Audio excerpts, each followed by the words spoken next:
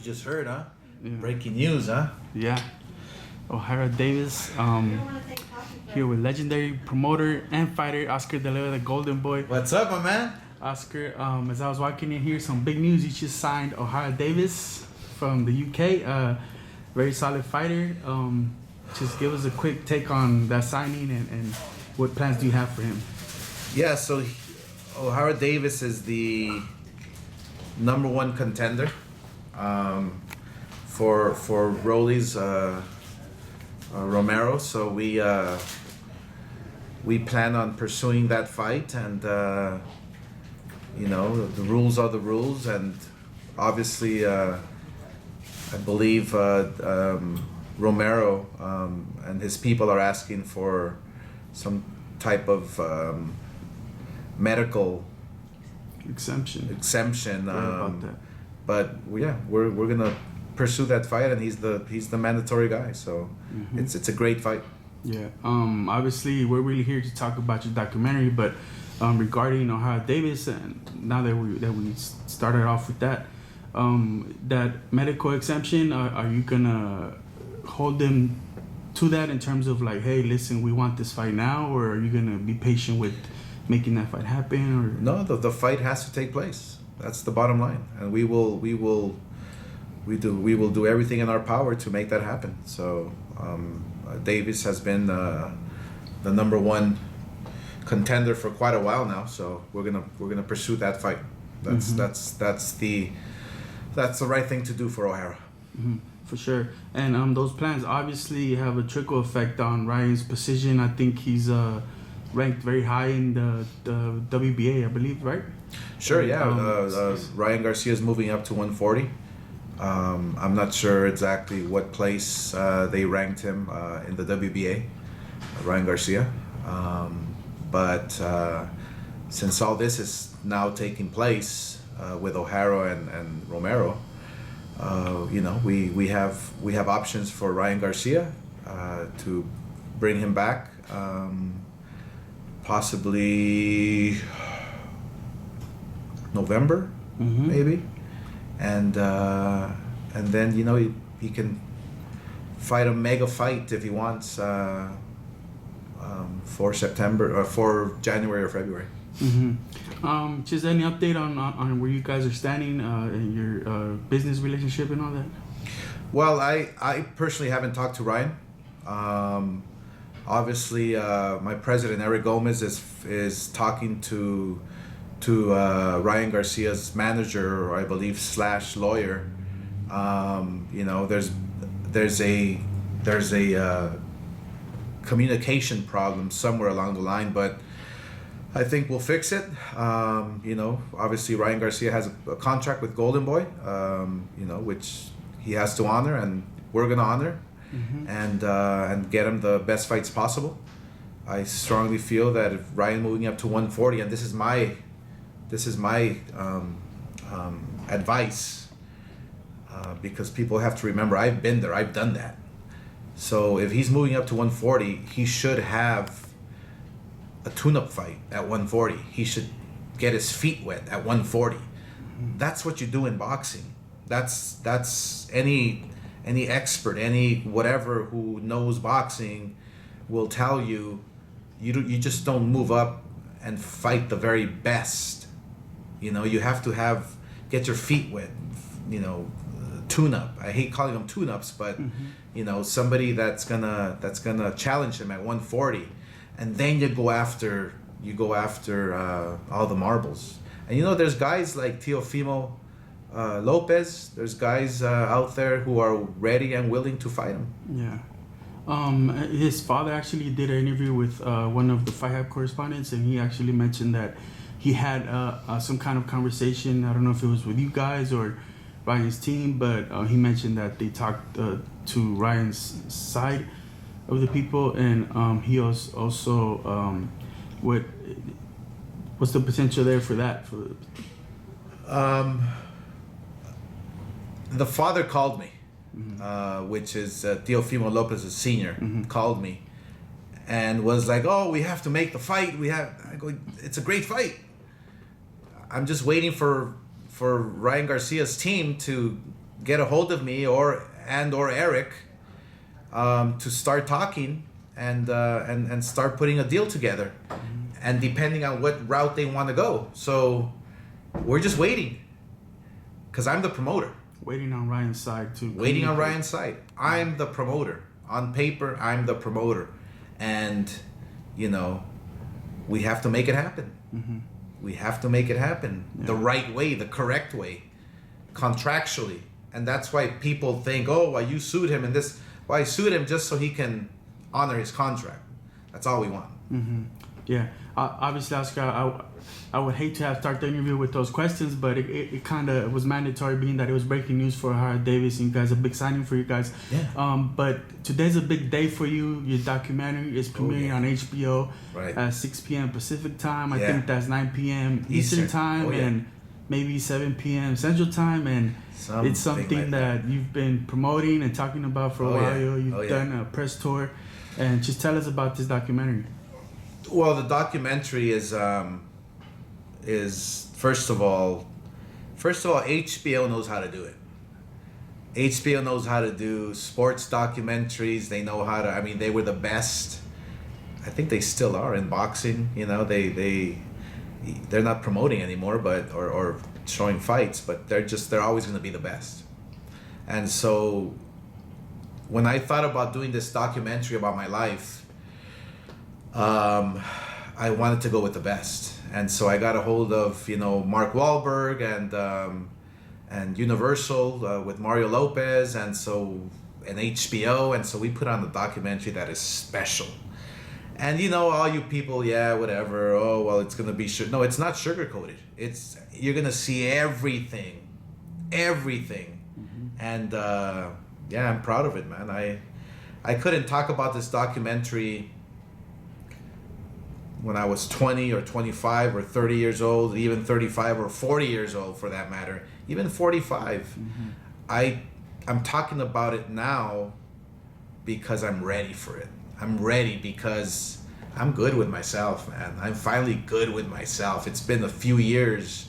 It took me some tough rounds to finally win this fight, man, but I'm ready, and you're going to see a special documentary. Yeah. It's obviously something that you wanted, from what it sounds like, for a very long time now. Oh, yeah. And now being at peace with yourself, Oscar, was it any hard to answer maybe any of the questions that Mark Wahlberg and his team came up in terms of making this documentary? No, Fernando Villanueva or Vineva, the director, Fernando. I just know him by Fernando. All the questions he asked is because I wanted to answer them.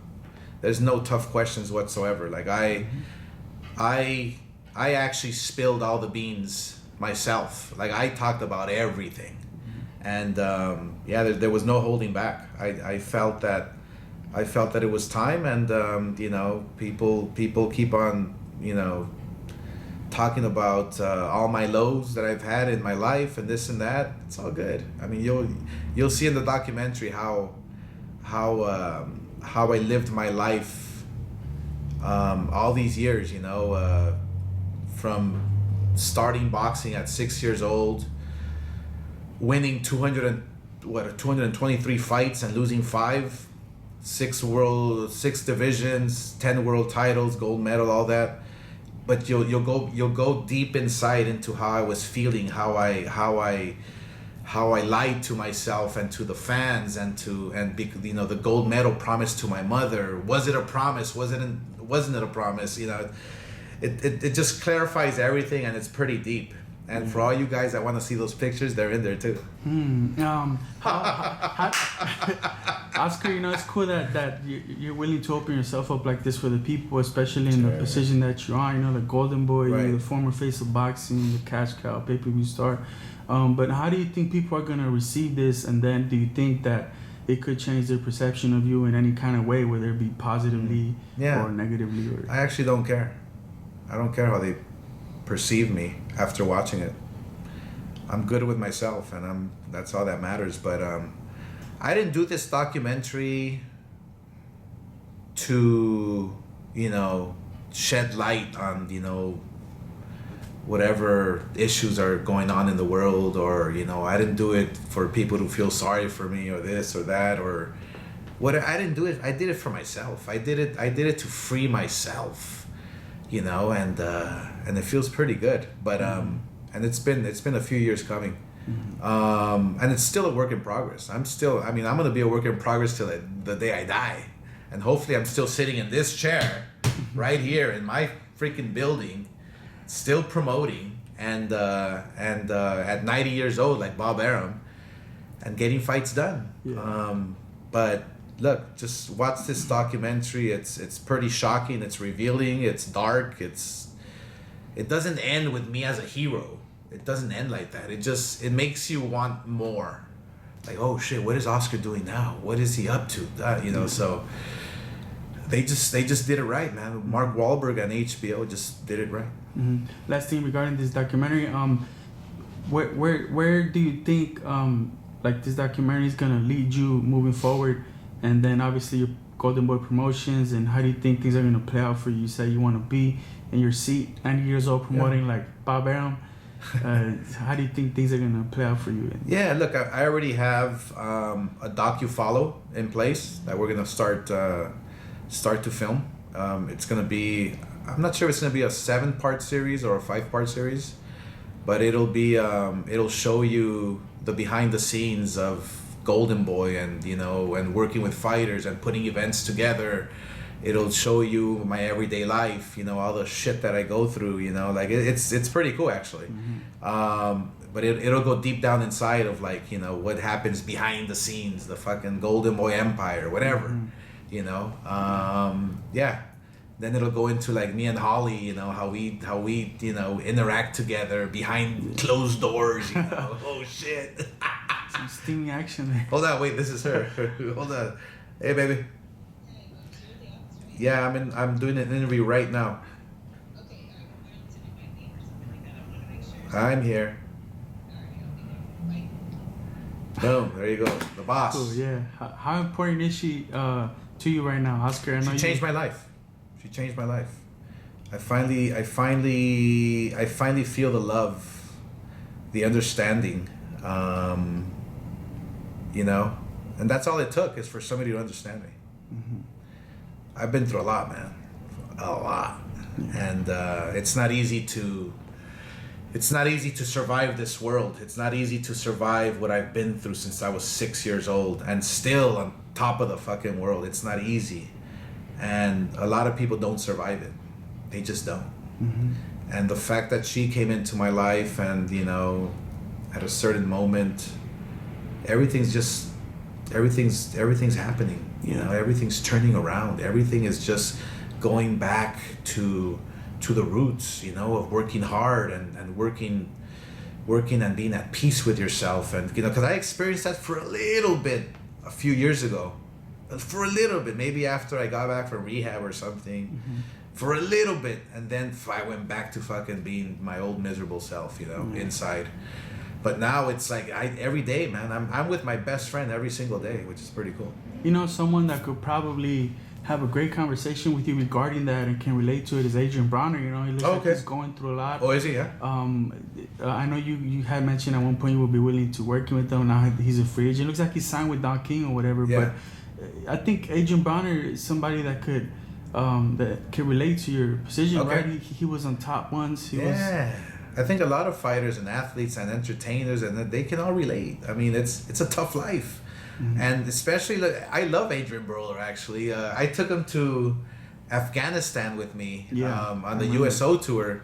And it was Daniel Jacobs and Adrian. He's holding the American flag over there. But I took him with me, and we did a USO tour. Mm-hmm. And man, I like him. He's amazing. He's awesome. Yeah. And I can understand all the shit that he's going through. I can understand everything he's going through, man. It's like I tell my fighters, like I'm not just a promoter, but I can guide you. I can give you advice. I can, you just come and ask me, because I've been there, I've done that. I've been through all the fucking hell and back. So, I wish Adrian Broner all the best. Hey, keep going, brother. I'm glad that you're still in the game and you want to fight. and you want to make amends and fucking tell people that you did wrong, like sorry and this and that. Like, it's great, it's beautiful. It's good for yourself. Just stay on the path, man. I mean, I think Adrian Broner's loved by many. And a lot of times we get caught up because we see the social media and this, and it's like it attacks us all the time. Everybody attacks us all the time. There's also like an expectation that you guys gotta carry yourself and do certain things, right? Like almost like put on a act, right? So well, we're not Mickey Mouse, man. We're not like caged animals. We're not caged bears. We have our own life. We have our own mind to think. But society is. That's why, look, when I step outside my door from my home, it's like, okay, I belong to the world. Let me deal with this shit. That's just the way it is. For a celebrity, it's just the way it is. Yeah. And some people can take it and some people cannot. Last thing, Oscar, just real quick, big fight this Saturday. Spence Crawford, I know you gave me your breakdown already, but has your mind changed at all? Have you caught any bit of their media workouts and how things you think might play out? Yeah, no, I've been watching some videos, and they both look great, in great shape. I think I'm glad this fight is taking place. It's big for boxing. It's great for the two fighters. Obviously, may the best man win. I have my opinion on who's gonna win, and that's Crawford. I'm sticking to him. I think I think that it just should be a great event for the sport, and this is what we should be doing all the time. I mean, look at these guys who are 33 and 35, I think, somewhere around there. Yeah, 30. It took that long to make this fight, but at least it's here, And so when people tell me, well, you have Munguia who's 23 years old, why do you put him in against the Lions? Wait, he's still, his career is just taking off. He has a lot of fights, but all those fights, it happened in Mexico and they were almost like tune-up fights and getting his rhythm on, and so I'm just glad this fight is here. And as long as I don't know how long it's gonna take to get all the big major fights that we want to see. But as long as we see him, it's never too late. If the winner is Spence, could you see a realistic path towards him facing Canelo at some point in the future? Like, I know that's something it's been mentioned to him. He said he's interested. Well, I'm sure PBC is feeding him that information. I mean, realistically, who does PBC have for Canelo? I know he has Benavidez, which. And I would love to see that fight, Canelo and Benavidez. I mean, I would love to see.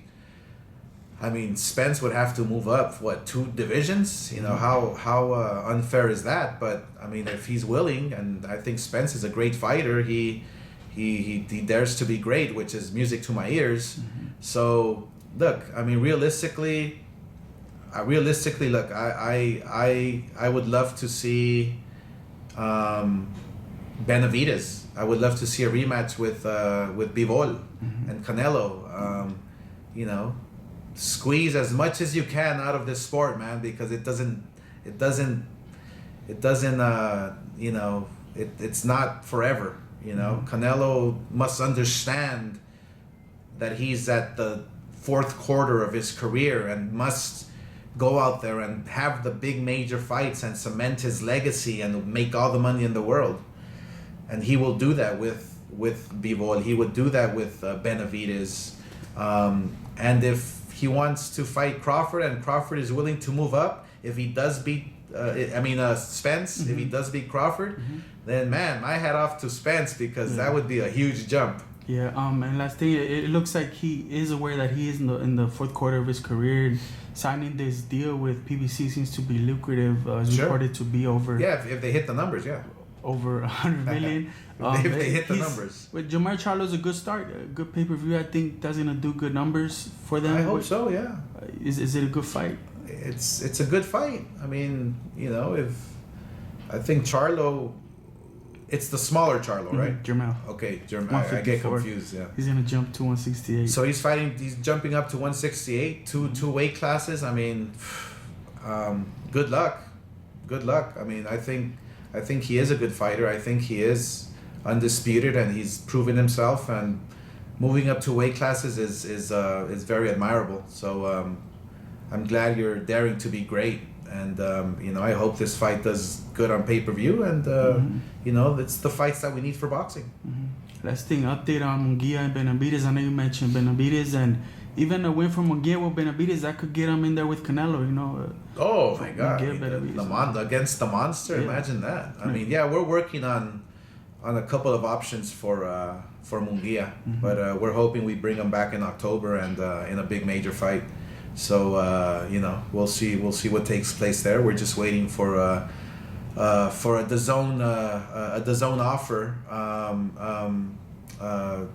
to fight maybe a Berlanga with Munguia, and obviously we've been talking to PBC and Lajkovic, or not Lajkovic, Samson Lunkowicz. What's his Samson? I love you. You guys have worked with him. Samson, yeah. So Samson promotes Benavidez. So yeah, we're in talks and see whatever's best for Munguia, whether it's Berlanga or whether it's Benavidez. But it's gonna be one of the two.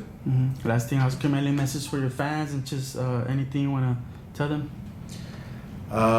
Just check out the documentary. It's